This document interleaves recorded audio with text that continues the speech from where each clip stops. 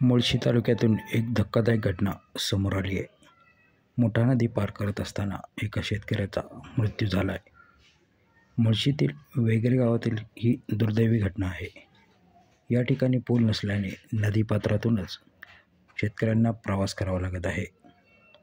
गावातून जाणाऱ्या मुठा नदीच्या पात्रातून मार्ग काढत असताना कोंडिबा रामा मरगळे यांचा पाण्याच्या प्रवाहात वाहून जाऊन मृत्यू झाला आहे.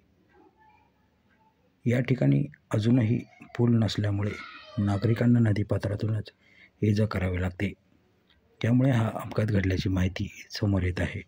हा प्रकार जिल्हा प्रशासनाच्या दुर्लक्षाचा परिणाम असल्याची भावना स्थानिक नागरिकांनी व्यक्त केली आहे. या प्रकरणी पोलीस हवालदार वैभव सुरवसे, पोलीस शिपाई सुशांत गायकवाड, पोलीस पाटील यमुना मरगळे व ग्रामस्थांकडून मृतदेह आणण्यासाठी प्रयत्नांची पराकाष्ठा करण्यात आली. पुण्यासारख्या मेट्रो सिटीच्या भागामध्ये अशी दुर्दैवी घटना घडणे हे प्रशासनाच्या कारभाराचा उत्तम नमुना असल्याचे नागरिकांचे म्हणणे आहे.